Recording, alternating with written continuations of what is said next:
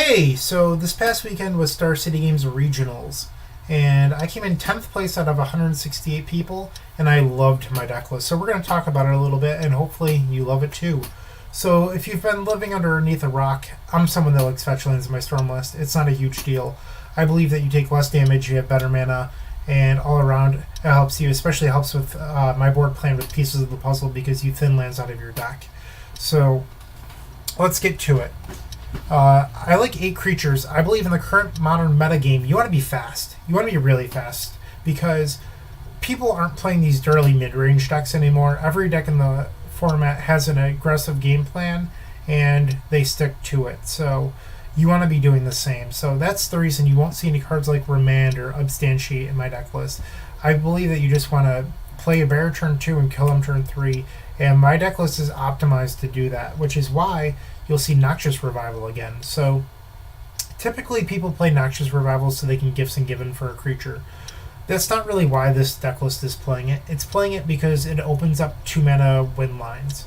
So you cast a Gifts and Given, and if you have 2 mana floating with Noxious Revival, you can often win the game. If you have a Metamorphose or a Past in Flames or the Noxious Revival itself. So having 8 creatures, and then this opens up more lines, and all I'm looking for is to be fast. Normally in a situation like that, you'd have to rely on your Metamorphose drawing you the right card or your opponent screwing up. But instead we have this, which is a lock. 12 cantrips, like I said, no remand, so we're able to play all 12. There's an Empty the Warrens. I love it. It gets you so many free wins, and it allows me to play 4, because with my board plan, which we'll get to in a minute, I end up taking out all 8 of my creatures in the mid-range matchups that we discussed previously, and it allows me to play a slower, more grindy deck. The rest of this is pretty stock, so we have our 12 Rituals and 3 Grape Shot, and then 2 Past in Flames, 4 Gifts. So this looks pretty standard. So on the board, 4 pieces of the puzzle, 3 Empty the Warrens. So against decks like Mardu, Jund, even control matchups, I take out all 8 creatures, I bring in these, and then I bring in White Boy or a Braid. So my plan is to not turn on their creature removal, because you just don't need to. So over the course of a long game, they'll get stuck with things like Lightning Helix or Path in their hand, where they're not actually real cards. And instead, you can just empty for 6, empty for 8, and they're forced to trade your 1 card for several of theirs. And the plan isn't to just kill them with an empty for 6. It's to wear them down, because by that point, you've set up your Grape Shot, you've set up your Past in Flames, or you can set up another Empty the Warren. So there's so many things that you can do, and I just don't think you need to be turning on the removal. I've played this plan for years. Years. It's been great for me. People don't do it. I don't understand why. People will sometimes leave them 1 Brawl, 1 Electromancer for the Noxious Revival. Just don't do it. You're better off not playing any of them. I've tested this a lot. Just don't do it.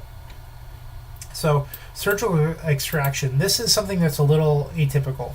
So, with the format getting faster, and you want to be jamming a creature on turn 2, you don't want to be leaving open mana for Remand or Substantiate, even though it might not be the best thing because they're playing a combo deck too.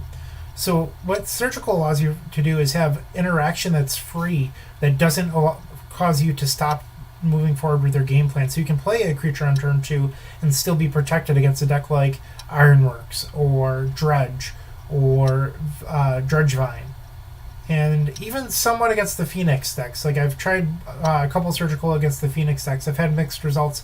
Some games it's insane, stopping 3 Phoenixes from coming back. Some games it's a little underwhelming, so you have to wait a little bit. I haven't tested a whole lot against the Phoenix deck, maybe 8 matches. So if someone has a larger sample size and has tested a lot of Surgical Extraction, let us know.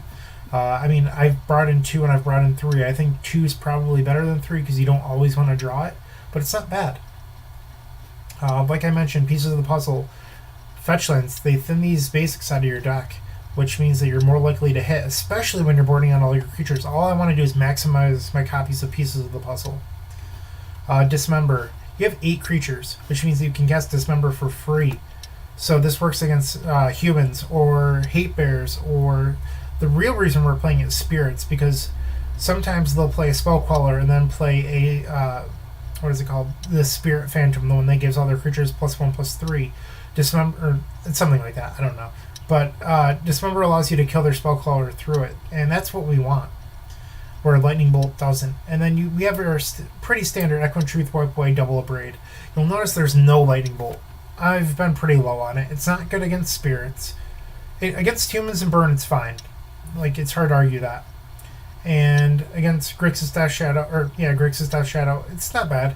I mean, it's good there, but it's not really a card until their life total is really low and you have it with a Grape Shot. So sometimes it's good, sometimes it's pretty bad. Because it doesn't actually kill any threats in their deck. So I've been playing this without Bolt. I like it. If you can't afford Surgical Extractions online or in paper, I would just put Bolts there. But I think Bolt's fairly weak in the current metagame. If your opponents are playing Hallowed Ones or Phoenixes or Vengevines or KCI, like, it's only really good in 2 matchups, and I'm a firm believer at that at this point. And if you're still playing Bolt, I completely get it. It's not a bad card. I just think that it's the worst it's been in Modern's history when in a Storm deck. And it's kind of a tough place to be at the moment. So this is my current Storm list. I love it. I've played it in a ton of locals. I've played it online. Took 10th at regionals. If there's an upcoming big Modern event, I'm probably going to play this 75. I couldn't be happier. Feel free to let me know what you think in the comments. Thank you for watching.